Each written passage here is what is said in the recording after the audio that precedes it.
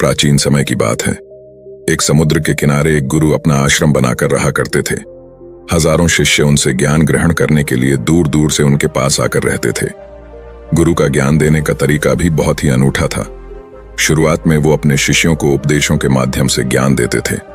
उसके बाद वो अपने शिष्यों को उस ज्ञान का अनुसरण करने के लिए कहते थे, उस ज्ञान को अपने व्यवहारिक जीवन में उतारने को कहते थे। एक बार उस आश्रम में एक सम्राट अपने बेटे को लेकर पहुंचा। उस सम्राट ने उस गुरु से प्रार्थना की और कहा कि आप मेरे बेटे को अपने आश्रम में रहने दें और अपने तरीके से उसे ज्ञान दें। उसे इस आश्रम में बिल्कुल भी ऐसा नहीं लगना चाहिए कि वो किसी सम्राट का बेटा है।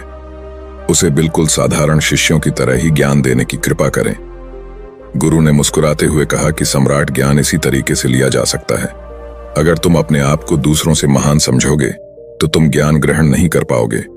अगर तुम्हें ज्ञान ग्रहण करना है तो तुम्हें दूसरों की तरह अपने आप को साधारण समझना होगा। यही ज्ञान ग्रहण करने की सबसे पहली सीढ़ी होती है।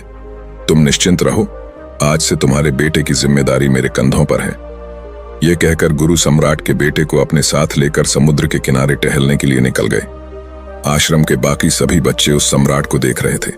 सम्राट अपने बेटे को अपने रथ पर बिठाकर लाया था, जिससे सभी बच्चे समझ गए थे कि यह बच्चा सम्राट का बेटा है।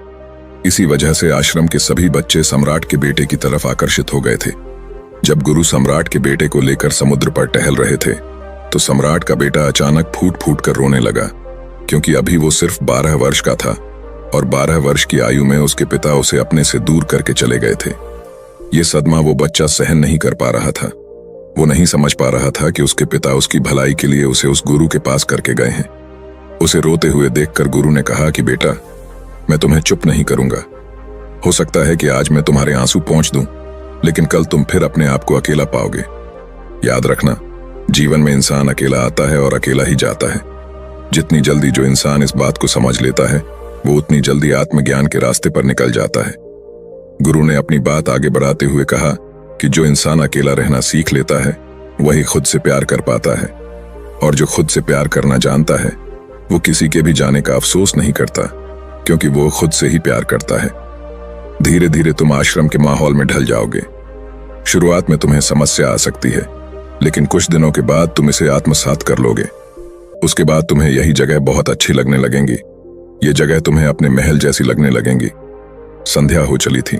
समुद्र के दूसरे छोर पर सूरज छिपने लगा था और अपनी लालिमा पूरे आसमान में बिखेर रहा था। बहुत ही सुंदर दृश्य था और गुरु शिष्य को अपने साथ लेकर आश्रम में वापस लौट आए। उस शिष्य को भी सांत्वना मिली, क्योंकि गुरु की आंखों में एक अभूतपूर्व शांति झलक रही थी।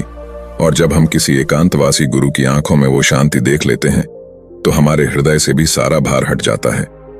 मन एकदम निर्मल हो जाता है। जब सम्राट का बेटा रात्रि का भोजन करने के लिए भोजन कक्ष में पहुंचा तो आसपास के सभी शिष्य उसके पास आने लगे। उन सभी को पता था कि यह सम्राट का बेटा है और अगर हम इससे दोस्ती कर लेते हैं तो उससे हमारा बहुत फायदा होने वाला है। यही सोचकर आश्रम के ज्यादातर शिष्यों ने उसे घेर लिया था। बस कुछ बच्चे जो अकेले रहने का महत्व समझते थे, जो दिखावे में विश्वास नहीं करते थे, वो उस सम्राट के बेटे के पास जाने की बजाय अपना पूरा ध्यान खाने पर लगा रहे थे और एकांत में बैठकर अपना भोजन कर रहे थे। कुछ दिनों के बाद सम्राट के बेटे की आश्रम के ज्यादातर बच्चों के साथ दोस्ती हो गई। अब वो आश्रम में उन बच्चों के साथ घूमता, उन्हीं के साथ अपना ज्यादातर समय बिताता। आखिरकार वह सम्राट का बेटा था, सुख सुविधाओं में पला हुआ था। आसपास बहुत से दास और दासियां होते थे। आसपास अपने मित्रों से घिरे होना, वही दिनचर्या उसने इस आश्रम में भी अपना ली थी।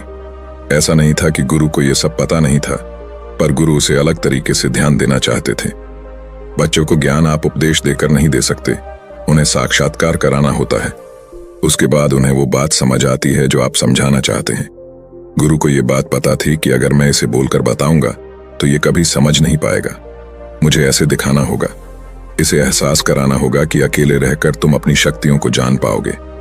ये सीख देने के लिए गुरु एक दिन उस शिष्य को अपने साथ एक ऊंची चोटी पर ले गए। चोटी पर पहुंचकर गुरु ने उसे शिष्य से कहा कि अब तुम्हारा ज्ञान पूरा हो चुका है, बस एक आखिरी रात तुम्हें यहां पर बितानी होगी। उसके बाद अगले दिन शाम को मैं तुम्हारे राजमहल में तुमको पहुंचा दूंगा। वो बच्चा तो ये सुनकर बहुत खुश हो गया कि अब मैं वापस अपने राजमहल चला जाऊंगा। फिर से मेरे दास और दासियां, सारी भोग की वस्तु ये मेरे पास होंगी। उस शिष्य ने गुरु से पूछा कि गुरुजी, मुझे आज रात आप यहाँ चोटी पर क्यों रहने को कह रहे हैं? आखिर मुझे कौन सा आखिरी ज्ञान यहाँ से मिलेगा? गुरु ने मुस्कुराते हुए कहा कि यहाँ पर चट्टान के पीछे तुम्हें छिपकर बैठना होगा। यहाँ पर रोज रात को एक बाज आता है। बाज को देखना है, बहुत गौर से देखना है, हर गतिविधि देखनी है, और उस बाज को देखने के बाद अगले दिन अगर तुम उस बाज की खूबियां मुझे बता पाए तो मैं तुम्हें तुम्हारे राजमहल वापस भिजवा दूंगा। और हाँ, सुबह आने से पहले एक बात पर और ध्यान देना है। एक चरवाहा यहाँ पर अपनी बकरियों को चराने के लिए आता है। तुम्हें उन बकरियों की गतिविधियां भी देखनी है। याद रखना, बाज की गतिविधि रात को और बकरियों की गतिविधि सुबह। अगर तुम दोनों की गतिविधि ध्यान से देखकर मुझे बता पाए तो तुम इस आश्रम से हमेशा के लिए आजाद हो जाओगे। तुम्हारा ज्ञान पूरा हो जाएगा। मैं तुम्हारे पिता को कह दूंगा कि यह बच्चा हमारे आश्रम का सबसे ज्ञानी बच्चा है। यह कहकर गुरु अपने आश्रम में वापस लौट आए और वो बच्चा वहीं पर उस चट्टान के पीछे रुका हुआ उस बाज का इंतजार करने लगा। काफी वक्त बीत जाने के बाद वहां पर एक बाज अपने बच्चों के साथ पहुंचा। सम्राट के बेटे ने पूरी रात उस बाज की गतिविधि बहुत ध्यानपूर्वक देखी और सुबह होने के बाद जब चरवाहा वहां पर अपनी बकरियों को लेकर पहुंचा तो उसने एक अभूतपूर्व दृश्य देखा। उसने देखा कि वो बाज बकरी के एक मेमने को अपने पंजों में दबाकर आसमान में चला गया। उसने उस बकरी के बच्चे का शिकार कर लिया था। ये सारा दृश्य देखकर वो बच्चा आश्रम में वापस अपने गुरु के पास पहुंचा। इससे पहले कि गुरु उससे कुछ पूछते, उसने गुरु को प्रणाम करते हुए कहा कि गुरुदेव, आप आश्रम के सभी बच्चों को यहाँ पर बुला लीजिए। मैं सब लोगों को बताना चाहता हूं कि मैंने क्या देखा। जब आश्रम के सभी बच्चे वहां पर पहुंच गए तो उस सम्राट के बेटे ने कहना शुरू किया कि मैंने अपने जीवन में बहुत से पक्षियों को देखा है, लेकिन बाज उन सभी पक्षियों में से सबसे अद्भुत और सबसे अलग होता है। उदाहरण के लिए एक तोता हम सभी ने देखा है। तोता बोलता तो बहुत है, लेकिन कभी ऊंचा आसमान में नहीं जा पाता। लेकिन एक बाज जो कि हर समय शांत रहता है, वो आकाश को भी छू सकता है। उसमें आकाश को छू लेने का सामर्थ्य होता है। जब भी एक बाज अपने शिकार को निश्चित कर लेता है तो वह उसी शिकार पर अपनी नजरें लगाए रहता है, चाहे वो कितनी भी ऊंचाई पर क्यों ना हो, चाहे कितना भी खतरनाक तूफान क्यों ना आ जाए, लेकिन उसकी नजर हमेशा अपने लक्ष्य पर स्थिर रहती है। आज सुबह जिस बाज को मैंने देखा, उसने हर बकरी को अपना शिकार नहीं बनाया, बल्कि उस बकरी के झुंड में से उसने उस बकरी के मेमने को अपना शिकार बनाया। पहली बात, उस बाज की तरह हमें भी अपना ध्यान अपने एक ही लक्ष्य पर स्थिर रखना चाहिए। चाहे कितनी भी रुकावट क्यों ना आए, हमें अपना लक्ष्य स्पष्ट दिखाई देना चाहिए, पर पूरी एकाग्रता के साथ ध्यान देना चाहिए। तीसरी बात जो मैंने उस बाज से सीखी और जो हम सभी को सीखनी चाहिए, वह यह है कि बाज कभी भी दूसरे पक्षी के साथ नहीं रहता। वो हमेशा आकाश में अकेला रहता है। इससे हमें यह सीख लेनी चाहिए कि हमें कभी भी छोटी सोच वाले लोगों के साथ नहीं रहना चाहिए। आखिरकार हम भी वही बन जाते हैं जिनके साथ हम रहते हैं। इसीलिए या तो महान सोच वालों के साथ रहो या फिर अकेले, क्योंकि जब हम अकेले रहते हैं तभी हम खुद की ताकत और खुद की कमजोरियों को जान पाते हैं। कमजोरियों को जानकर उनको दूर कर सकते हैं और अपनी ताकत को जानकर उसका सही इस्तेमाल कर सकते हैं। लेकिन वो तभी संभव होगा जब हम अकेले रहना सीखेंगे। चौथी सीख जो हमें एक बाज से लेनी चाहिए कि एक बाज हमेशा अपनी सीमाओं से ऊपर रहता है। जब तूफान आता है तो हर एक पक्षी अपने घोंसले की तरफ भागता है, खुद को छुपाने की जगह ढूंढता है, लेकिन बाज ऐसा कुछ भी नहीं करता। वो खुद की सीमाओं को हटाकर बादलों से भी ऊपर जाने का प्रयास करता है। हवाएं उसे धक्का मारती है, पंख उसके भारी हो जाते हैं, पानी और धूल की वजह से कुछ दिखाई नहीं देता, लेकिन वो फिर भी आसमान की तरफ जाता रहता है और अंततः बादलों से भी ऊपर निकल जाता है और वहां तब तक ऊपर जाता रहता है जब तक मौसम ठीक नहीं हो जाता। अपनी सीमाओं को सिर्फ इसलिए हटा पाता है क्योंकि वो समस्या के आने पर उससे घबराता नहीं है, उसे डर कर बचने का प्रयास नहीं करता, बल्कि एक सकारात्मक नजरिए के साथ उसका सामना करता है। जीवन में चाहे कितनी भी रुकावटें क्यों ना आए, हमें उन रुकावटों को हराना चाहिए, न कि उनसे डर कर कहीं छुप कर बैठना चाहिए। बहादुर तो वो लोग होते हैं जो तूफानों से टकरा जाते हैं, कायर तो अपने घर में, अपने घोंसले में, अपनी जगह में आराम से बैठ जाते हैं। पांचवी बात जो हमें एक बाज से सीखनी चाहिए कि बाज कभी भी अपने घोंसले में घास के कोमल तिनके नहीं रखता। जो तिनके कोमल होते जाते हैं वो उन्हें निकालकर फेंकता रहता है। उसी तरह चाहे कितनी भी आरामदायक जिंदगी आपको मिली हो, लेकिन उस आराम से ऊपर उठकर अपने आलस्य को हटाकर जीवन में मेहनत करते रहना चाहिए। जीवन में पसीना बहाना चाहिए, शारीरिक मेहनत करनी चाहिए। अपने घोंसले से कोमल तिनके उठाकर फेंक दो और आज ही अपने आलस्य को हटाकर निकलो। हर दिन अपने आप को चुनौतियां दो। हर दिन मुश्किलों का सामना करो, क्योंकि वही मुश्किलें तुम्हें मजबूत बनाएंगी।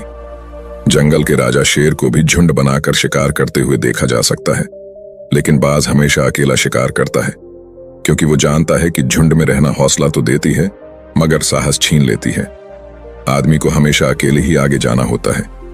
यही कारण होता है कि वो जल, थल और नभ सभी जगहों पर अपने शिकार का परचम लहरा सकता है।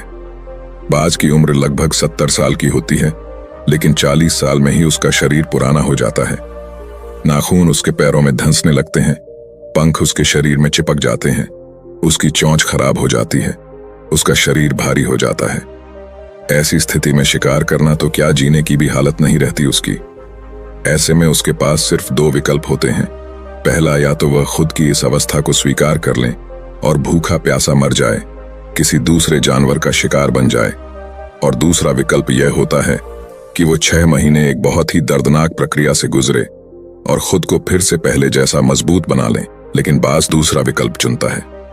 इसके लिए वो खुद को एक बहुत ही ऊंचे चोटी पर ले जाता है, जहां वह पहले अपने सारे पंख खींच खींच कर निकालता है और फिर चट्टान पर पैर मार मार कर अपने पंजे कुतर देता है। उसके बाद उसी चट्टान पर अपनी चोंच को पटक पटक कर पुराना हिस्सा निकाल देता है और इस लहूलुहान अवस्था में खुद को दूसरे जानवरों से छुपाता फिरता है। अगले 6 महीने तक वो इसी दर्दनाक प्रक्रिया से गुजरता है और इंतजार करता है नए चोंच, नए पंखों का। तब फिर वो अपनी नई जिंदगी शुरू करता है और निकल जाता है अपने शिकार पर और अगले 30 सालों तक फिर से राज करता है। इसीलिए समय आने पर हमें भी अपनी पुरानी आदतों को त्यागना होता है और कुछ नया सीखना होता है। समय के साथ बदलना होता है, अपने आप को तैयार करना है, वरना हमारा भी शिकार हो सकता है, हम भी पीछे रह सकते हैं। इसके बाद सम्राट के बेटे ने बकरी की विशेषता बताते हुए कहा कि बकरी हमेशा झुंड में चलती है। उन्हें झुंड में एक साथ चलने से हिम्मत मिलती है, लेकिन जैसे ही उन पर शिकार होता है वैसे ही वो बकरियां तितर बितर हो जाती। उस पूरी बकरियों में से एक भी बकरी अपने साथी की मदद करने के लिए वापस नहीं लौटती। इससे हमें यह सीख मिलती है कि हमारे साथ कितने भी लोग हो, किसी पर भी यकीन नहीं करना। यकीन करना तो खुद पर करना, क्योंकि बुरा समय आने पर वो बकरी तितर बितर हो जाएगी, आपको पता ही नहीं चल पाएगा। गुरु को प्रणाम करते हुए सम्राट के बेटे ने अपने गुरु से कहा कि गुरुदेव, अगर मुझसे कोई सीख रह गई हो तो कृपया करके आप बताने की कृपा करें।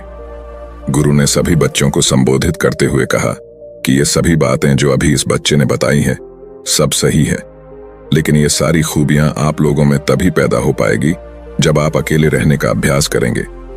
आपने देखा होगा कि बाज कभी भी किसी दूसरे पक्षी के साथ नहीं रहता, ना ही किसी के साथ अपनी दोस्ती बनाता। वो आसमान में अकेला रहता है और अकेला रहने की वजह से वो अपनी ताकत और अपनी कमजोरियों को जान पाता है। इसके बाद गुरु ने अपनी बात खत्म करते हुए कहा कि मैं आज रात इस सम्राट के बेटे को इसके राजमहल में पहुंचाने के लिए जा रहा हूं, क्योंकि इसकी सीख यहां पर पूरी हो गई है। और यह कहकर गुरु उस सम्राट के बेटे को राजमहल की तरफ ले जाते हैं। तो दोस्तों, ये थी आज की कहानी। तो दोस्तों, यदि आप भी महात्मा बुद्ध को दिल से मानते हैं और उनके भक्त हैं तो वीडियो को लाइक करके अनजाना पथ चैनल को सब्सक्राइब करें और कमेंट बॉक्स में नमो बुद्धाय जरूर लिखें। और दोस्तों, आपका जो भी सवाल है वो आप इस वीडियो में पूछ सकते हैं। धन्यवाद। नमो बुद्धाय।